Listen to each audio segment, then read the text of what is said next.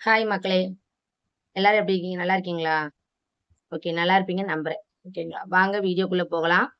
நம்ம இந்த வீடியோல எத பத்தி பார்க்க போறோம் அப்டின்னா, நம்முடைய சப்ஸ்கிரைபர் ஒருத்தவங்க வந்து நுரையீரலுக்கு ஹெல்த்தியான ஃபுட் சாப்ட்டா, எந்த அளவுக்கு ஹெல்ப்ஃபுல்லா இருக்கும், நல்லா ஆரோக்கியமா இருக்கும் அப்டிங்கிறத பத்தி ஒரு வீடியோ போடுங்கக்கா அப்டின்ட்டு நம்ம சப்ஸ்கிரைபர் ஒருத்தவங்க கேட்டிருந்தாங்க. சரிங்களா? நான் இப்ப பேச போற டாபிக் நுரையீரல். ஓகேங்களா? நுரையீரலை பாதுகாக்கும் உணவுகள் என்ன? நுரையீரல் வந்து என்ன வேலை நடக்குது? அந்த மாதிரியான டாபிக் தான் பேசப் போறேன். ஓகேங்களா?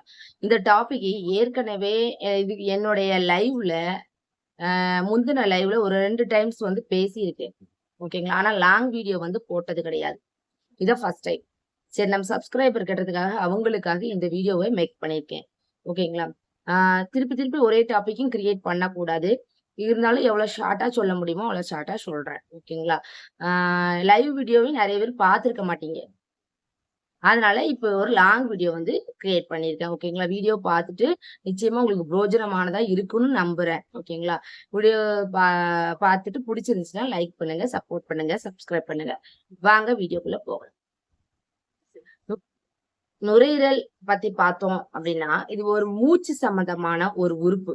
நம்ம சுவாசத்த எந்த அளவுக்கு உள்ள எடுத்துக்கிறோம், எந்த அளவுக்கு வெளிய விடுறோம், அத பொறுத்தான ரியாக்ஷன் நடக்கிறது வந்து நுரையீரல். சரிங்களா? இப்போ நுரையீரல்ல 2 பகுதி இருக்கு. ஓகேங்களா? அதாவது லோயர் ரெஸ்பிரேட்டரி, அப்பர் ரெஸ்பிரேட்டரி அப்படின்ட்டு 2 இருக்கு. சரிங்களா? இப்ப நம்ம பார்க்க போறது லோயர் ரெஸ்பிரேட்டரி. அது வந்து நுரையீரல் சம்மந்தமானது. ஓகேங்களா?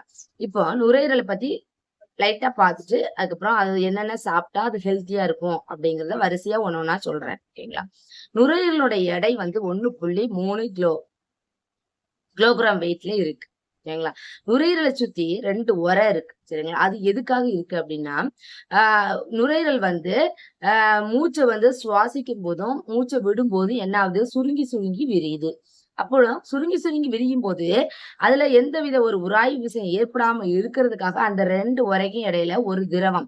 சரிங்களா? அந்த திரவம் இருக்கு. அந்த திரவத்தின் சப்போர்ட்டாக தான் என்ன செய்யுது? நுரையீரல் வந்து சுருங்கி சுருங்கி விரியுது. அது மட்டும் இல்ல, நுரையீரல் வந்து சுருங்கி சுருங்கி விரிவதற்கு அது வந்து மசில்ஸ் கிடையாது. ஓகேங்களா? அது வந்து எதனுடைய சப்போர்ட்டின் அம் உதவியால அது வந்து சுருங்கி சுருங்கி விரியுது அப்டின்னா, தன்னை சுற்றி உள்ள மசில்ஸ் உடைய சப்போர்ட்டால. அப்ப அது என்னென்ன மசில்ஸ் அப்டின்னு பார்க்கும்போது, டயப்ராம் அப்டின்னு ஒரு மசில்ஸ் இருக்கு. ஓகேங்களா? அந்த மசில்ஸாலயும், நம்ம நெஞ்சு பகுதியில் உள்ள மசில்ஸ் மற்றும் இந்த தொண்டை பகுதியில் உள்ள மசில்ஸ் சப்போர்ட்டால தான் என்ன செய்யுது? நுரையீரல் வந்து ஃபங்ஷன் ஆகுது. அது என்ன ஃபங்ஷன் ஆகுது? காற்ற வந்து சுவாசிக்கு உள்ளெடுக்கு, திருப்பி என்ன ஆகுது? காற்ற வந்து வெளியிடுது.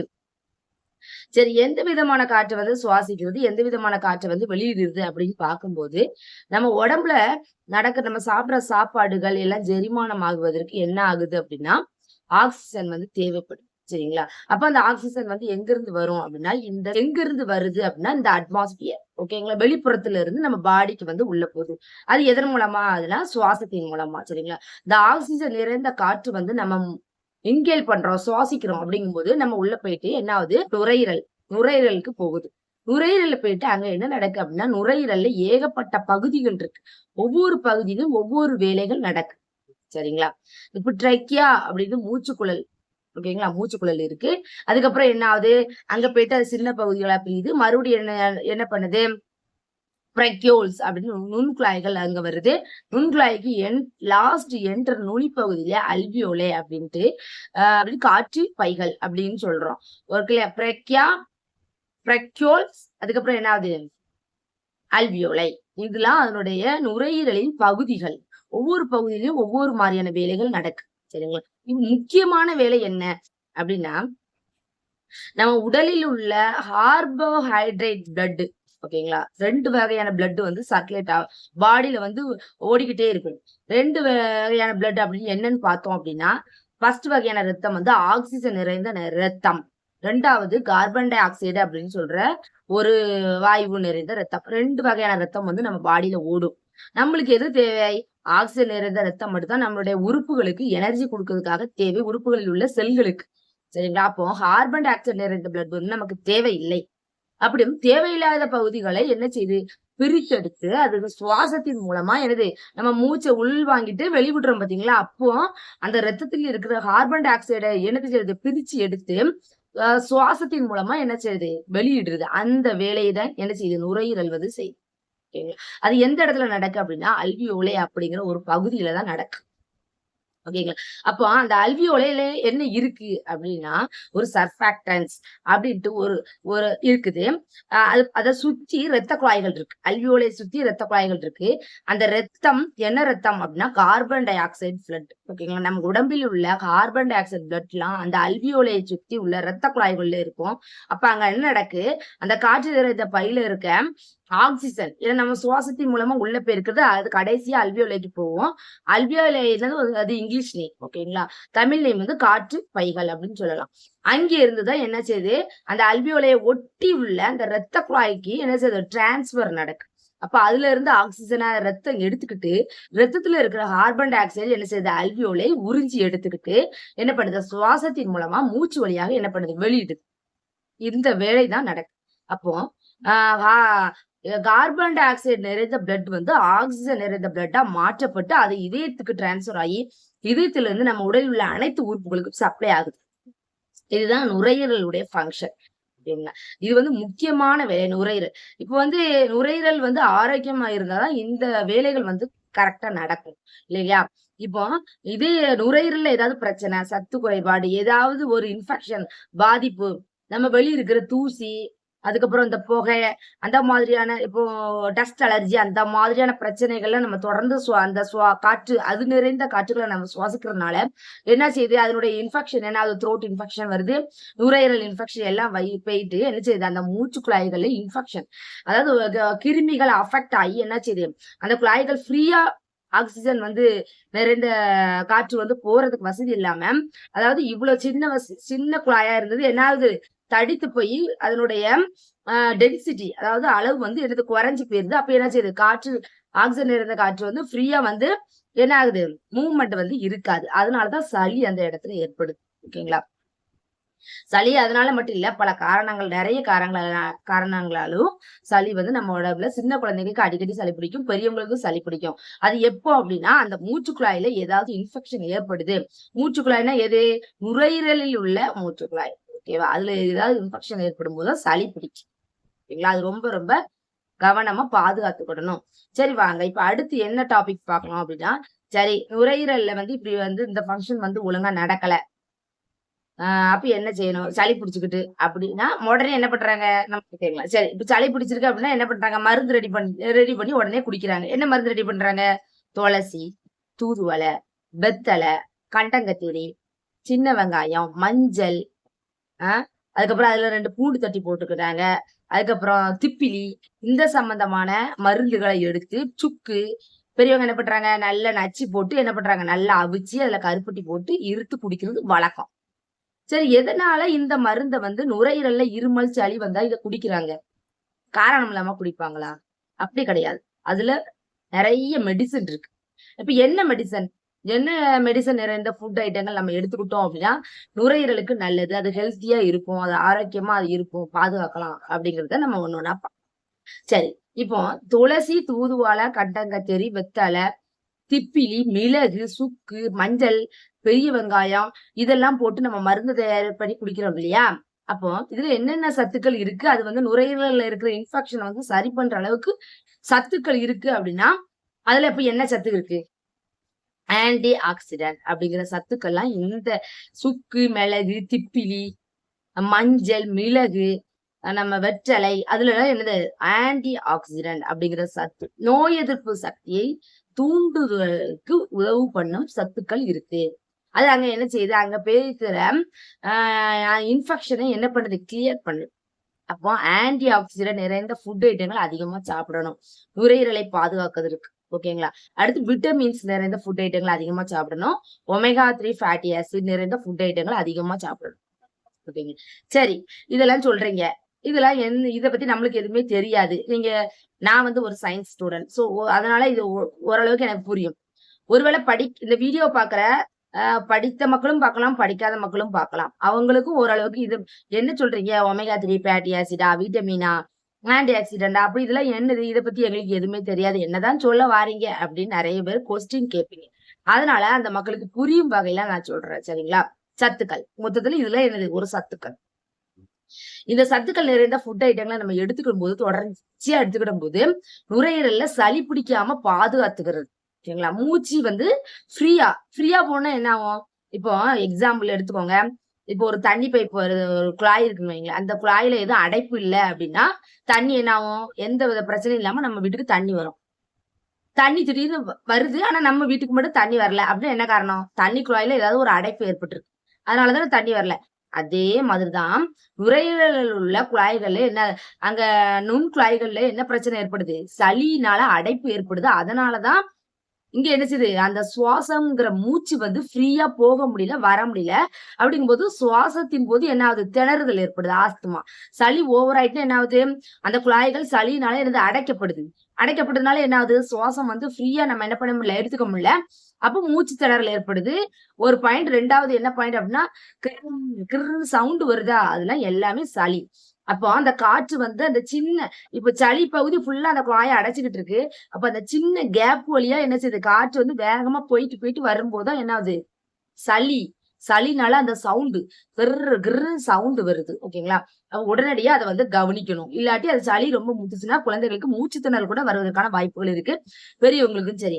அதனால குழந்தைகளுக்கு சளி புடிக்காம போகுது. அத பத்தி பிரச்சனை இல்ல. 10 நாளைக்கு ஒரு திருப்பு, இல்லன்னா 15 நாளைக்கு ஒரு திருப்பு குழந்தைகளுக்கு சுக்கு, மிளகு, திப்பிலி, மஞ்சள் இந்த மாரி ஆன்டி ஆக்ஸிடென்ட் உள்ள கெமிக்கல்ஸ் நிறைந்த மூலிகைகள நீங்க என்ன பண்றீங்க, நல்லா போட்டு அவிச்சு குழந்தைங்களுக்கு கருப்பட்டி போட்டு, இல்ல பனங்கல்கண்டு போட்டு குடுத்துருங்க. அதான் நல்லது. இப்ப சளி பிடிக்காம குழந்தைகளை பாதுகாப்பா வச்சுக்கிடணும். இல்லாட்டி அதனால நெறைய பாதிப்புகள் ஏற்படுது. இப்ப கூட ரீசன்டா இப்ப கவர்மெண்ட் வந்து என்ன சொல்லியிருக்கு, சளி, இருமல் மருந்து அத சாப்ட்டு குழந்தைங்களுக்கு என்ன நெறைய உயிரிழப்பு வந்து ஏற்பட்டிருக்கு. அதனால சளி, இருமல் மருந்து வந்து கவர்மெண்ட்ல இருந்து தடைப்பட்டிருக்குன்னு இப்போ ஒரு நியூஸ் வந்திருக்கு. கிட்டத்தட்ட 9 குழந்தைகள் இறந்ததாகவும் நியூஸ் வந்திருக்கு. சரிங்களா? அதனால சின்ன குழந்தைங்களுக்கு சளி புடிச்சிருக்கு, இருமல் இருக்கு அப்படின்னா நீங்க உடனே என்ன பண்ணுங்க, சுக்கு, ஆன்டி ஆக்ஸிடென்ட் நிறைந்த உணவுப் பொருட்களான சுக்கு, மிளகு, திப்பிலி, கண்டங்கத்திரி, வெத்தல ஓகேங்களா? இந்த மஞ்சள், குறிப்பாக மஞ்சள்ல தான் ரொம்ப ஆன்டி ஆக்ஸிடென்ட் இருக்கு. ஓகேங்களா? மஞ்சள், சுக்கு எல்லாம் தட்டி போட்டு குழந்தைகளுக்கு பனங்கல்கண்டு போட்டு 15 நாள் ஒரு டைம் நீங்க வந்து குழந்தைங்களுக்கு குடுத்துருங்க. சளியே பிடிக்காது. ஓகேங்களா? அதே மாதிரி குழந்தைங்களுக்கு 15 நாளைக்கு ஒரு திருப்பு சாம்பிராணி புகை போட்டாலும் குழந்தைகளுக்கு நல்லது. சாம்பிராணிலயும் அவ்வளவு வந்து பெனிஃபிட் நன்மைகள் இருக்கு. குழந்தைங்களுக்கு சளி பிடிக்காத அளவுக்கு முந்தைய காலத்துலலாம் பார்த்திருக்கீங்களா? லாங் ஹேர் வச்சிருக்கவங்கலாம் என்ன பண்ணுவாங்க? லேடீஸ் வந்து என்ன பண்ணுவாங்க தெரியுமா? குளிச்சுட்டு வந்தோனே, தலைய நல்லா விரிச்சு போட்டு என்ன பண்ணுவாங்க? சாம்பிராணி புகை போடுவாங்க. அப்ப அது எதனால? அந்த சுவாசம் வந்து நம்ம சுவாசிக்கிறதுனால நம்ம மூச்சு நுரையீரலுக்கு நல்லது, மூச்சு குழாய்க்கு நல்லது. அந்த சுவாசம், அந்த சாம்பிராணி புகையுடைய அந்த சுவாசம் வந்து, அந்த சுவாசம் நிறைந்த அந்த ஆக்ஸிஜன் வந்து நம்ம சுவாசிக்கும்போது நுரையீரலுக்கு நல்லது. ஹேருக்கும் நம்ம என்ன பண்றாங்க? சாம்பிராணி புகை அதனால தான் போடுறாங்க. அதனால குழந்தைகளுக்கு என்ன செய்யுங்க? தலையில வந்து குழந்தைகளுக்கு நீர் கோத்துக்கிட்டு, நுரையீரல்லயும் நீர் கோத்துக்கிடும். சரிங்களா? நுரையீரல்ல நீர் கோக்கும், தலையில நீர் கோக்கும். அப்போ இந்த இடத்துலலாம் குழந்தைகளுக்கு வந்து நீர் கோத்துக்கிட்டு அப்படின்னா பயங்கரமா தலை வலிக்கும். ஓகேங்களா? அப்ப சாம்பிராணி பகை போடுறதுனால என்ன ஆகுது அப்படின்னா, தலையில உள்ள நீர் கோத்தல் வந்து எனக்கு சரியாகுது. சரிங்களா? அது குழந்தைங்களுக்கு சொல்ல தெரியாது. ஆனா அழுதுகிட்டே இருப்பாங்க. அதனால சளி பிடிக்கிறது, தலையில நீர் கொத்தல் இந்த மாதிரியான பிரச்சனைகள் இருக்கு அப்படின்னா, குழந்தைகளுக்கு 15 நாளைக்கு ஒரு திருப்பு சாம்பிராணி புகை போடலாம். அடுத்து வந்து என்ன ஆகுது, இந்த சுக்கு மிளகு திப்பிலி இந்த மருந்துகள நம்ம வந்து குழந்தைங்களுக்கு அவிச்சு குடுக்கலாம். பெரியவங்களுமே மாசத்துக்கு 2 டைம்ஸ் என்னது இந்த மாரியான ஆன்டி ஆக்ஸிடென்ட் நிறைந்த மருந்து வந்து சாப்பிடலாம். சளி பிடிக்காம நம்மள வந்து இதயம் வந்து இதயத்தையும் சரி, உடலில் உள்ள உள்ளுறுப்புகள் முக்கியமாக குறிப்பாக நம்ம நுரையீரலை பாதுகாத்துக் கொள்ளலாம். ஓகேங்களா? இப்ப அடுத்து வந்து என்ன சொன்னீங்க? விட்டமின்ஸ் நிறைந்த ஃபுட் ஐட்டங்கள் சாப்பிடணும் அப்படின்னு சொன்னீங்க. அப்ப அது என்னென்ன சாப்பிடலாம் அப்படிங்கிறத ஒண்ணு ஒண்ணா பார்க்கலாமா? அது ஒண்ணு. அடுத்து வந்து ஒமேகா 3 ஃபேட்டி ஆசிட். அதையும் பத்தி 2யும் பத்தி விவரமா பார்த்துருவோம். ஓகேங்களா? இப்ப வந்து ஃபர்ஸ்ட் வந்து விட்டமின்ஸ் நிறைந்த ஃபுட் ஐட்டங்கள் எதுலலாம் இருக்கு? விட்டமின்ஸ் நிறைந்த நட்ஸ் வகைகள். இந்த மாரியான ஃபுட் ஐட்டங்கள்லாம் என்ன செய்யுது? விட்டமின்ஸ் நெறைய இருக்கு. அப்ப அதெல்லாம் என்னது? ஆ நம்ம vitamins C, vitamin E, K ஓகேங்களா? இதெல்லாம் வந்து நுரையீரலை ஹெல்த்தியா வச்சுக்கிறதுக்கு உதவும் சத்துக்கள். அப்ப இது எதுலலாம் இருக்கு அப்படிங்கிறத ஒண்ணு ஒண்ணா பார்க்கலாம். சரிங்களா? கீரை பச்சை கீரைகள், காய்கறிகள், பழங்கள் அதுலலாம் நெறைய இருக்கு விட்டமின்ஸ். குறிப்பாக பீட்ரூட் பீட்ரூட்ல இருக்கு. ப்ரக்கோலி அப்படி இந்த பச்சை கலர்ல ஒண்ணு இருக்கு பார்த்தீங்களா? அதுல சத்துக்கள் நெறைய இருக்கு. ஒமேகா 3 ஃபேட்டி ஆசிட் எதுலலாம் இருக்குன்னு பார்த்தாக்கி, நம்ம பூசணி விதை இருக்கு பாத்தீங்களா, அதுல வந்து ஒமேகா 3 ஃபேட்டி ஆசிட் இருக்கு. அது வந்து நுரையீரலை பாதுகாக்கும். ஓகேங்களா. வால்நட்ஸ், பாதாம் அதெல்லாம் சாப்பிட்டா நல்ல சத்துக்கள் இருக்கு. அதுக்கப்புறம் வேற என்னென்ன சாப்பிடலாம் அப்படின்னா, பூண்டு, பூண்டு, இஞ்சி, இஞ்சி டீ குடிக்கிறது, கிரீன் டீ குடிக்கிறது இந்த 2லயுமே ஆன்டி ஆக்ஸிடென்ட் அதிகமா இருக்கு. நுரையீரலை நல்லாவே பாதுகாக்கும். நுரையீரல்ல சளி இருக்கு அப்படின்னா, ஒரு சிறிய பகுதி இருந்தா கூட அது என்ன பண்ணும்? கிளியர் பண்ணி விட்டுரும். ஓகேங்களா. அந்த சளியை ஏற்படுத்தும் கிருமிகளை அழிச்சிரும். ஆன்டி ஆக்ஸிடென்ட் உள்ள இந்த இஞ்சி டீயும் சரி, நம்ம கிரீன் டீயும் குடிக்கிறதுனால அதுல நம்ம நுரையீரல்ல ஏதாவது பாதிப்பை ஏற்படுத்தும் கிருமிகள் இருந்துச்சுன்னா அதை அழிச்சிரும். ஓகேங்களா. அப்போ அடுத்து என்ன பழங்கள் ஒண்ணு பார்க்கலாமா? நுரையீரலை பாதுகாக்கிற ஒரு முக்கியமான உணவுப் பொருட்கள்ல சேர்க்கக்கூடிய பொருள் வந்து என்ன பார்த்தா சுண்டவத்தல். சுண்டவத்தல்ல நிறைய சத்து இருக்கு சரிங்களா. அது வந்து நுரையீரலை நல்லாவே பாதுகாக்கும். ஒண்ணு பெரிய நெல்லிக்காய் இருக்கு பார்த்தீங்களா, அது நுரையீரலுக்கு நல்லது. பூண்டு ஏற்கனவே நான் சொன்ன மாதிரி பூண்டு நல்லது, இஞ்சி நல்லது, கேரட், ஆப்பிள், அதுக்கப்புறம் பீட்ரூட், தென் மீன்ல எல்லாம் அது வந்து கொழுப்பு சத்துக்கள் நிறைய இருக்கு. ஒமேகா 3 ஃபேட்டி ஆசிட் வந்து அதிகமா இருக்கு. அதுல நுரையீரலை நல்லாவே பாதுகாக்கும். ஒமேகா 3 ஃபேட்டி ஆசிட் ஓகேங்களா. அதுக்கப்புறம் திராட்சை, விட்டமின் சி, சிட்ரஸ் பழங்கள். அதெல்லாம் என்னது? சிட்ரஸ் பழங்கள்லாம் என்ன? எலுமிச்சை, ஆரஞ்சு, கிரேப்ஸ் அதெல்லாம் நுரையீரலை நல்லாவே பாதுகாக்கும். ஓகேங்களா. கிரேப்ஸ்லாம் குழந்தைங்களுக்கு கொடுத்தா சளி பிடிக்கும் அப்படின்னு சொல்லுவாங்க. அப்படி கிடையாது. கிரேப்ஸ்ல நம்ம சிட்ரஸ் பழங்கள் சரிங்களா, அது வந்து என்ன ஆகுது? சளி பிடிக்காம இருக்கு, பாதுகாக்கும். கண்டிப்பா பாதுகாக்கும். நீங்க வேணா நல்லா கேட்டு பாருங்க. வேணாலும் நல்லா ரிசர்ச் பண்ணி பாருங்க. கிரேப்ஸ் வந்து கொடுத்தா குழந்தைங்களுக்கு சளி பிடிக்காது. சளி பிடிக்காம தடுக்கும். ஓகேங்களா.